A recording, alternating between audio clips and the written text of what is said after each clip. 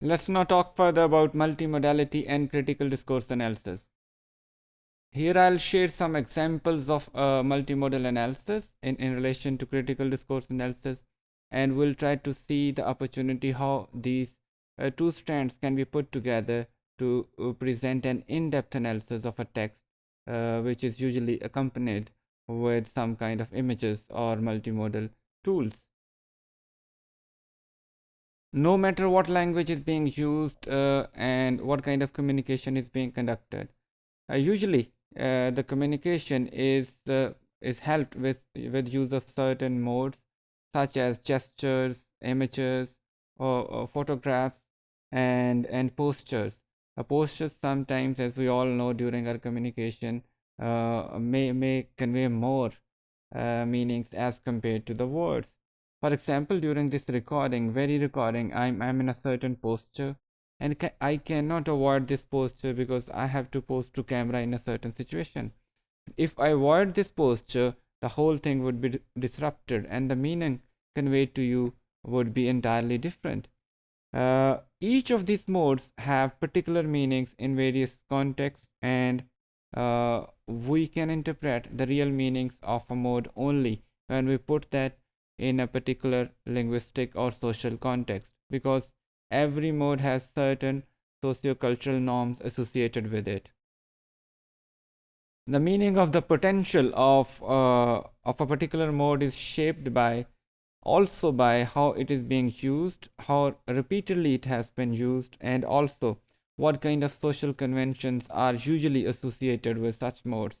There are certain modes, if they are repeated continuously in a text, they might convey very strong meanings, and they could be modes if repeated continuously in a text, they may create some funny or humorous meaning. So it depends the kind of situation we are in or kind of communication we are making. Images, so far, if we look at the studies in relation to critical discourse analysis and multimodality, we can see that images have been a powerful source of analysis, and various kind of images in company with the text they are put together have been the target of analysis. The images may include photographs, diagrams, maps, cartoons, especially newspaper cartoons, and some other kinds of images also. These images do have their own grammar. By grammar, we mean what would be the size of those images, where they were placed in a particular frame. If, let's say, if it's a newspaper page, where a certain image occurred on that page, on top or at the bottom, in the center, and even in the center, on the left side or on the right side, what kind of particular situation was or location was associated with that image. All these things can have potential meanings in the interpretation of these modes. We can also see that while analyzing these images, we need to see that what kind of relation an image is creating with its watcher or a viewer. If it's in a certain posture, it can create different meaning, and in yet another posture, it might convey different meaning. Let's say if the image of a person has an eye contact with the viewer, it might show some kind of demand. Or if there is no eye contact with the viewer or the watcher, it may be an offer. Similarly, the perspective of image is also very important. For example, an image is horizontal in shape. It may convey some kind of closeness with the audience, or in other words, it shows involvement. If the angle shot is high, it may show superiority, or if it is low, it may show some kind of respect for others. Similarly, distance of the shot is also very important and has been interpreted, analyzed by some of the researchers in social sciences as well as in media studies. For example, if we have a long shot, that may have a different meaning, and a very close shot, small shot, may have a different meaning.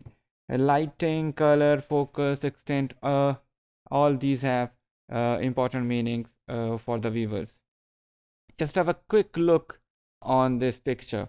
If you see, this picture belongs to First Lady of America. She is Michelle Obama, the wife of famous American President Barack Obama.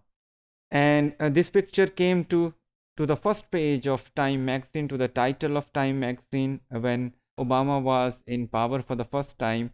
And this was probably was among the first introductions of Michelle Obama to the public as First Lady.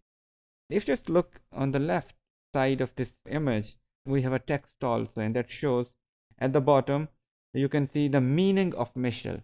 Let's see how this image conveys certain meanings to us. The face of the lady is, or the image of the lady is horizontal in nature, and that may convey some kind of meaning. She's open-eyed and is trying to create certain contact with her audience. If we just see and have a close look image, and with their high level facial expressions, Michelle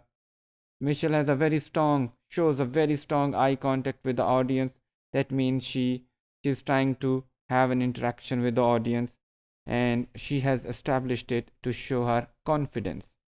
The shot was horizontal in posture, and we can say this shows some kind of involvement.